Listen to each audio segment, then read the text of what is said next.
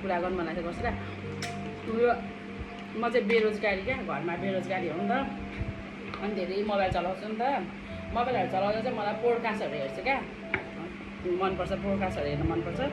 अनि पोडकास्टहरू हेर्छु कस्तो कस्तो मान्छेहरू गएर नि त्यो पोडकास्टमा चाहिँ रुन्छ क्या रुन्छ पोडकास्ट भने नरोए पनि इमोसन हुन्छ होइन आँसु खसाल्नु खोजेर रोक्छ त्यो चाहिँ एकदम शक्तिशाली मान्छेहरूले नत्र प्राय यो पोडकास्टमा जानेहरू इन्टरभ्यू दिनेहरू चाहिँ क्या गएर रुन्छ क्या अनि मलाई मेरै याद आयो एकचोटि चाहिँ हाम्रो पनि त्यस्तै काउन्सिलिङ प्रोग्राम भएको थियो अनि काउन्सिलिङमा सबै साथीहरू गएको थियो क्या त्यो मनोविज्ञहरू आएर काउन्सिलिङ गरे काउन्सिलिङ प्रोग्राम थियो अनि गएको अनि साथीहरू सबै रुयो होइन अनि म चाहिँ एकदमै स्ट्रङ भयो नि त म चाहिँ रुदिनँ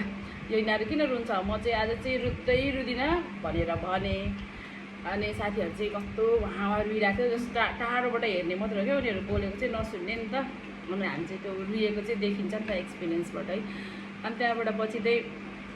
साथीहरू चाहिँ त्यो काउन्सिलिङमा रुइरहेको थियो अनि मैले चाहिँ मन डर्रो बनाएर म चाहिँ रुदिनँ यो काउन्सिलिङमा के रुनु भनेको भरे मेरो पालो आयो अनि भरे म पनि रुएँ अनि त्यो काउन्सिलरहरूसँग चाहिँ त्यो क्षमता हुँदो रहेछ क्या आफ्नो अतीतहरू हुन्छ फ्रेन्डहरू हुन्छ क्या जसुकैको पनि हुन्छ त्यो केही न काहीँ दुख्ने ठक्करहरू केही न केही मिल्ने हुँदो रहेछ क्या अनि त्योहरू कोटाउनु सक्ने उनीहरूमा क्षमता चाहिँ हुन्छ क्या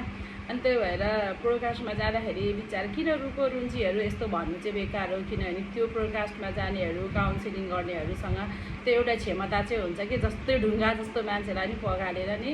उसलाई अलिकति रुनु खालको अलिकति भाइब्सहरू चाहिँ त्यो निकाल्छ अनि त्यो जुनै मान्छेको पनि त्यो मलाई त्यस्तो लाग्छ कि जोसुकैकोमा पनि एउटा पीडा हुन्छ नै हुन्छ होइन अझै म त झन् यो सोसल मिडियामा भाइरलहरू हुने त्यो धेरै उयो हुनेहरू त झन् कति दुःखी पिँढी होला जस्तै लाग्छ कति बिचराहरूको आफ्नो हरेक मान्छेमा आफ्नो कथा व्यथा हुन्छ नि त त्यही भएर त्यो क्षमता चाहिँ त्यो काउन्सिलरहरूमा हुन्छ जस्तो लाग्छ मलाई चाहिँ त्यस्तो चाहिँ लाग्छ साथीहरू